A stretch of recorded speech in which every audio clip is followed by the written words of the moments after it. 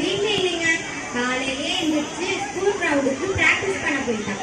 அவங்க ஸ்கூல்ல இருந்து ஏதோ போட்டிக்காக அடுத்த வாரம் வெளி ஸ்கூலுக்கு கூட்டிட்டு போறாங்களாம். அதான் அவன் பிராக்டிஸ் பண்ணிட்டு இருக்கான். என்ன இன்னும் கொஞ்ச நாள் எக்ஸாம் வர போகுது, அதெல்லாம் விட்டுட்டு விளையாட்டு அதிகம் சுத்திட்டு இருக்கானா?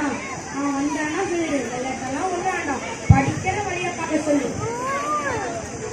சரியா சொன்னப்பா. நானும் எவ்வளவோ சொன்னேன். அம்மா அவங்க கேட்கறாங்க, அவங்க இஷ்டம் தான் நடந்துக்கிறாங்க. அப்புறம் மார்க் பத்தல, சரியா படிக்கல, நீ பணத்தை ஏற்பாடு பண்ணணும்னு உன்னெல்லாம் கஷ்டப்படுத்துவாங்க.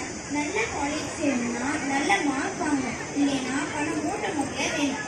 இப்ப இருந்தே அந்த விளையாட்டு பிள்ளைகிட்டெல்லாம் விட்டுட்டு படிக்கிற வேலையை பார்க்க சொல்லி, இல்லைன்னா நீங்க தான் கஷ்டப்படணும். அப்படி இல்லைனாக்கா பசங்களுக்கு விளையாட்டுத்துறையிலையும் நல்ல இதுதான் இருக்கு. நீங்க சொல்ற மாதிரி படிப்பும் ரொம்ப முக்கியம்தான். அதே சமயம் விளையாட்டுத்துறையிலையும் மற்ற பல்வேறு துறைகளையும் சாதிச்சு உலக புகழ் பெற்றவர்களை நம்ம தினமும் தானே பார்த்துட்டு இருக்கோம். இந்த பாரு, எதையாவது சொல்லி அவனை சமாதானப்படுத்திட்டு அவன் ஊர் சுத்துறதுக்கு நீ சப்ப கட்டு கட்டாத. ஒழுங்கா படிச்சு நல்ல மார்க் வாங்க சொல்லு, இல்லைன்னா அவன் எதிர்வாங்க வீணா போயிடும். சும்மா இருடா, எதையாவது நீயும் உங்க அம்மாவும் சொல்லிக்கிட்டே இருக்கிறது. இந்த காலத்து பசங்களை குறைச்சி எடை போடாத. என் பேரனை பத்தி உனக்கு ஒன்றும் தெரியாது, நீ தான் எதுலையும் ஜெயிக்கலை, என் பேரனாக ஜெயிக்கிட்டும் விடு. அம்மா எங்கம்மா இருக்கீங்க? வாடா கண்ணு, இருக்கியா? உன்னை பத்தி தான் அப்பாவும் பாட்டியும் கவலைப்பட்டு பேசிட்டு இருந்தாங்க. என்ன பத்தியா? என்னை பத்தி என்ன பேசுனாங்க? என்னை பத்தி கவலைப்படுறதா என்ன இருக்கு? நான் தான் ஃபுட்பால்ல எங்க ஸ்கூல்லே நம்பர் 1 தெரியுமா? எங்க ஸ்கூல்ல என்னை பார்த்து எல்லாம் பெருமைப்படுறாங்க. நீங்க என்னடான்னா குடும்பமா உட்காந்து கவலைப்பட்டு இருக்கீங்க.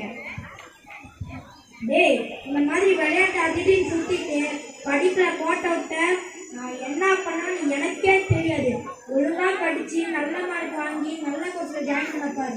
நாளைக்கு இந்த விளையாட்டு தான் உனக்கு சோர் போட போகுதா? அப்பா, நான் உங்க கருத்துக்கு எதிராக பேசுறேன்னு என்ன தப்பா நினைக்காதீங்க. இப்படிதான் நிறைய பெற்றவங்க நல்ல விளையாட்டு வீரர்கள்லாம் தங்களோட பிடிவாதத்தினால வேறு வழியில விட்டுறாங்க. விளையாட்டுத்துறையும் சாதாரணமா நினைக்காதீங்கப்பா. இதுல இருந்தும் எத்தனையோ பேர் உலக அளவில் சாதிச்சிருக்காங்க. காலேஜ்லயும் கூட ஸ்போர்ட்ஸ் கோட்டாவும் இருக்கு. கிரிக்கெட்ல பாத்தீங்கன்னா ரவிச்சந்திரன், நடராஜன், தினேஷ் கார்த்திக், முரளி விஜய், நரேன் சக்கரவர்த்தி இவங்கெல்லாம் சாதிச்சிருக்காங்க. செஸ்ல பாத்தீங்கன்னா விஸ்வநாதன் ஆனந்த், முகேஷ், பிரக்ஞானந்தா, வைசாலி இன்னும் 10 பேர். அத்லெட்டிக்